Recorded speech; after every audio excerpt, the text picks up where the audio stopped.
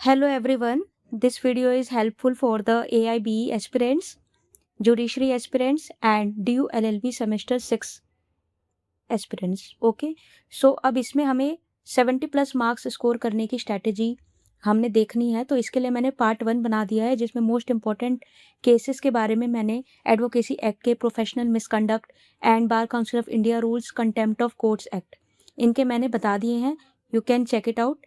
And इसके बाद अब हम इस वीडियो में most important sections of advocates act 1961 देखेंगे.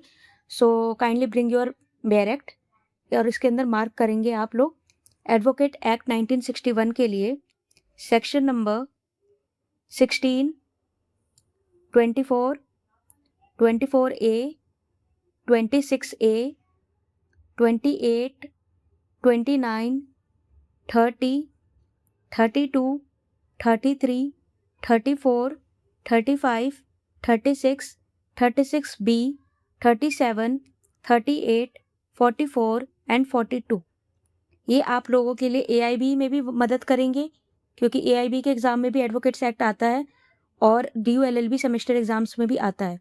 सो इन सेक्शंस पे अगर हमारी पकड़ होगी तो हमें 70+ मार्क्स लाने से कोई दिक्कत नहीं आएगी और फिक्स है कि इतना आराम से आ जाएगा. और AIB वालों का AIB भी बहुत अच्छा चला जाएगा, जुडिशियल एस्पिरेंट्स के लिए भी बहुत हेल्पफुल है ये.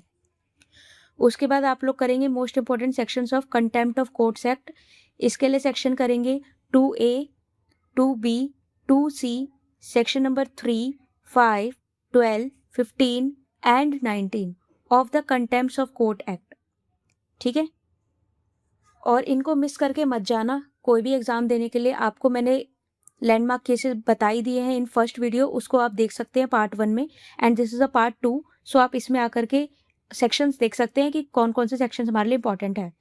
उसके बाद most important sections of constitution for jurisprudential essence, क्योंकि कंटेम्प्ट ऑफ कोर्ट एक्ट्स का आंसर लिखने के लिए चाहे वो जुडिशरी एस्पिरेंट हो, चाहे वो DU LLB सेमेस्टर 6 का एस्पिरेंट हो, सबको कनेक्ट करते हुए चलना होगा कॉन्स्टिट्यूशन ऑफ जूरिस्प्रूडेंशियल एसेंस से. तो इसके लिए हमें आर्टिकल्स करने होंगे 14, 91, 19 क्लॉज 1, ठीक है, 19 क्लॉज 2, 129, 215 एंड 142 का 2.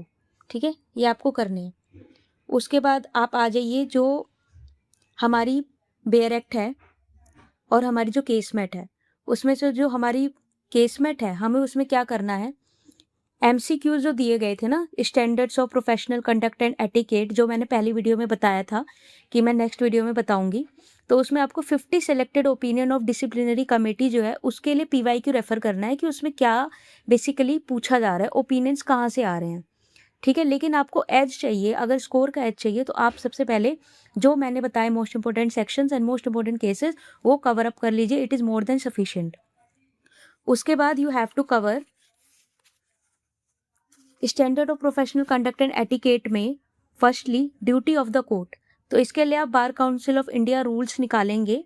उसमें आपको सेक्शन जो पार्ट 1 बना के दिया हुआ है इन्होंने, इसमें मोस्ट इंपॉर्टेंट जो इनके पॉइंटर्स हैं उसमें para number 4, para number 5, para number 6, para number 8 and para number 10 है. ठीक है, उसके बाद सेकंड में ड्यूटी ऑफ द क्लाइंट, इस पे आपका मेजरली फोकस होना चाहिए, इसका पैरा नंबर 15.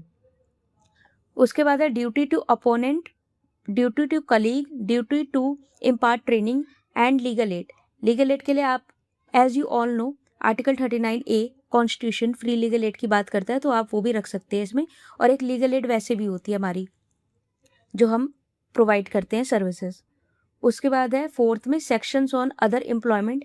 इसके लिए आपको रूल नंबर 49 देखना है. ठीक है, और इसको आपको अनीस का जो मैंने केस बताया था, अनीस वर्सेस दिल्ली यूनिवर्सिटी, उसमें भी आप इसे पुटअप कर सकते हैं. ठीक है, so these are the most important topics and cases and sections which I have covered in both of the my videos.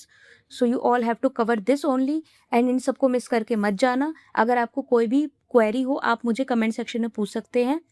ठीक है, और अगर आपको इसके बारे में कोई भी डिटेल कुछ पूछना हो तो आप कमेंट में बता देना, I will let you know. ठीक है, and all the best for your exams. Thank you.